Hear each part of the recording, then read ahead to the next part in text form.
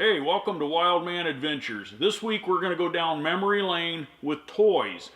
A lot of you guys are just like me. We grew up in the 80s and the early 90s. The monster truck stuff was going crazy. And the toy companies all got involved. Some of the toys were really cool. Some of them were a little dorky. Some were realistic. Some weren't quite so realistic. But they pretty much all got involved because monster trucks and pulling was a big thing back in those days. So we're just going to do a little review. I'm going to show you some different toys that were out there. Some of you may remember these kind of toys, and some of you may have never even seen these before. So it'll kind of hopefully get some people thinking about what was available, and it'll bring back some good memories, I hope.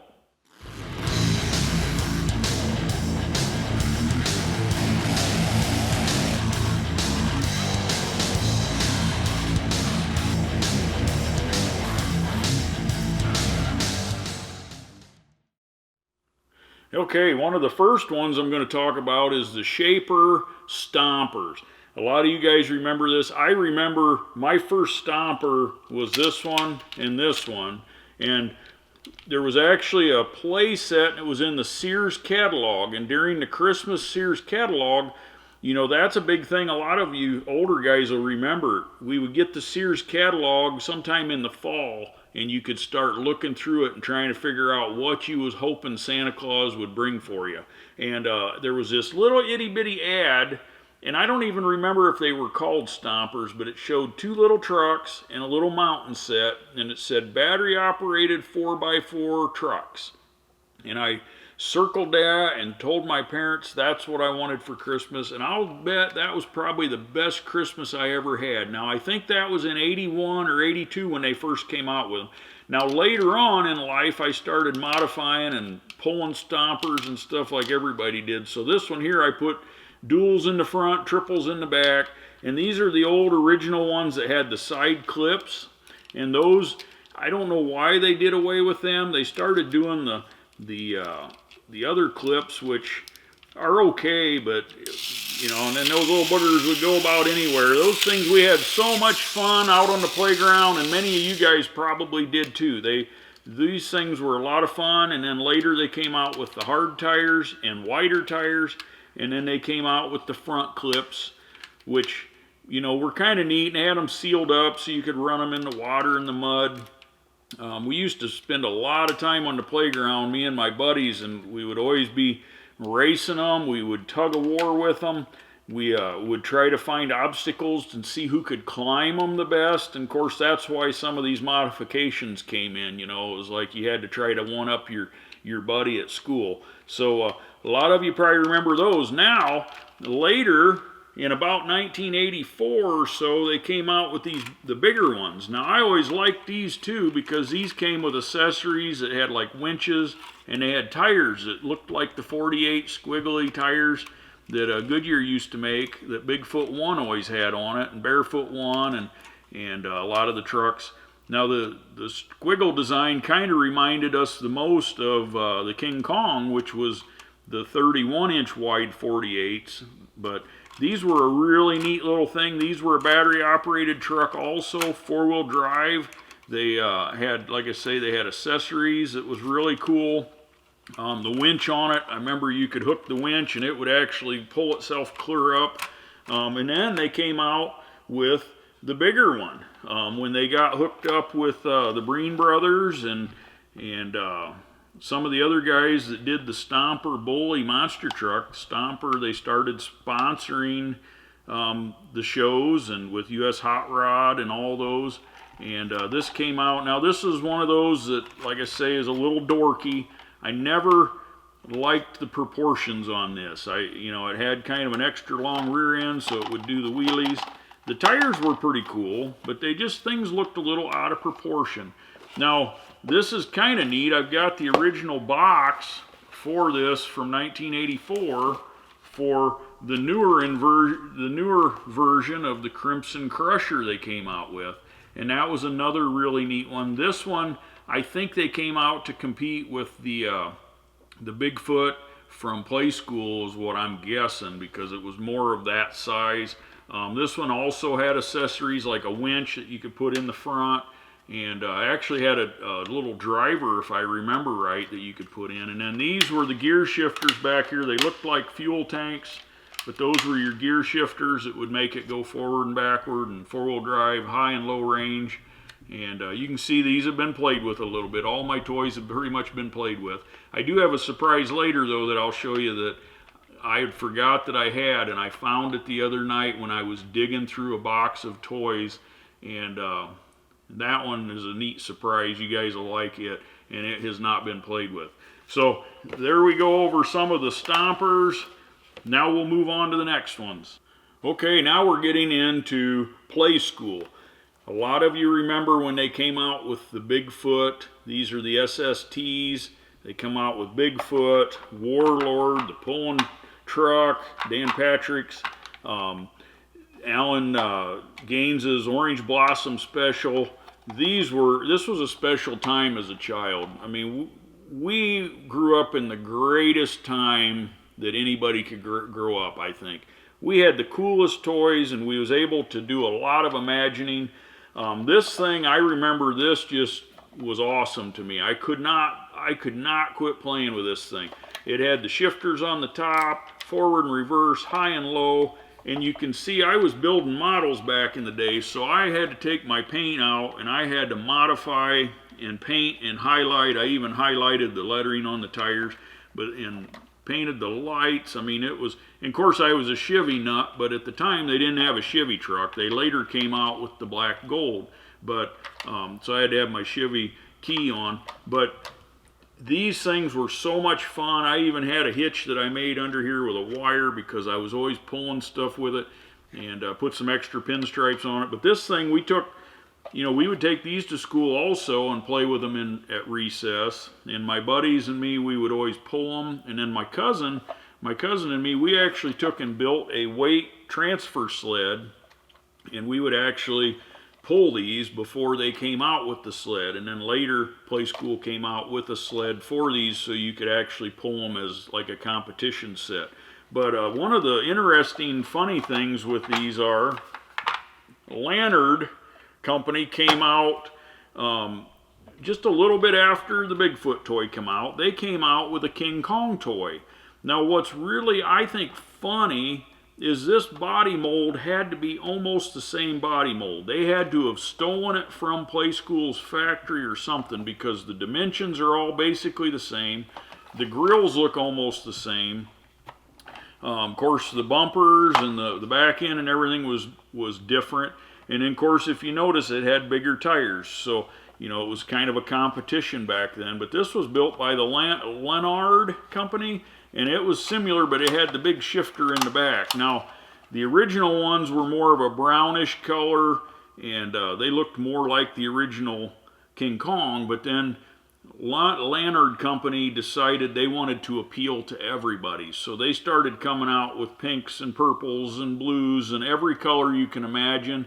And then they even spun this off without the King Kong name, and they had lots of other of these little trucks out on the market. I found this one at a garage sale. I never was able to get the original King Kong. You know, back in those days, you know, you could mow yards for neighbors and things like that, but you might only make a couple dollars a week. Well, these toys were kind of expensive in the day, so you had to hope for Christmas or birthdays that you would get blessed with some of these cool toys. So I remember I could never save my money long enough to actually buy one of these expensive ones. I would always have to buy one of the little Stompers or Hot Wheels cars when I went to the store, because, you know, if I had a couple dollars in my pocket, it was burning a hole in it. So, but these are, it's kind of interesting, but a lot of different toy companies were playing with monster trucks.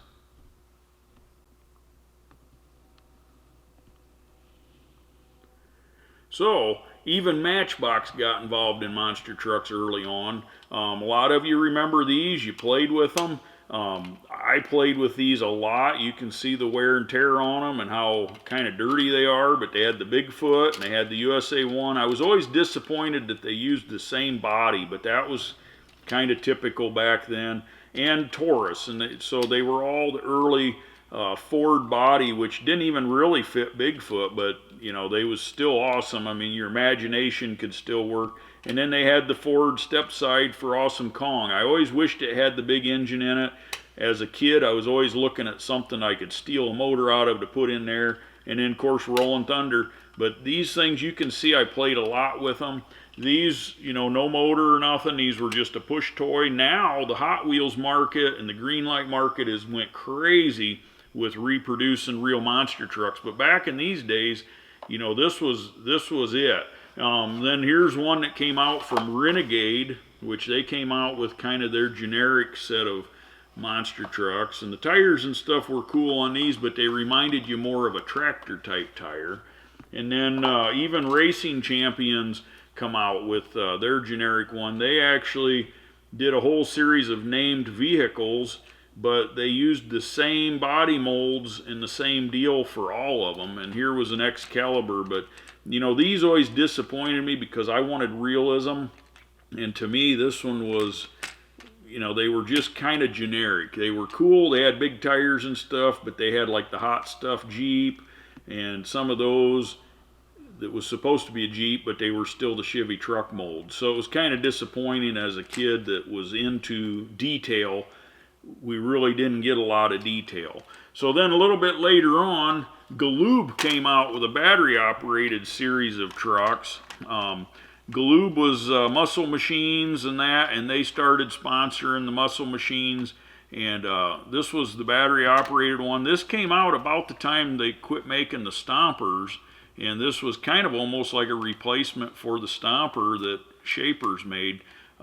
We had a lot of fun with these. I custom done this one up. This was when I first started helping Kirk Dabney with the giant trucks. So I took, this was I think a Jersey Outlaw, and I think, I'm pretty sure that's what it was, and I painted it and put decals, got some little decals, and tried to make it look like the Kirk Dabney's Blue Giant.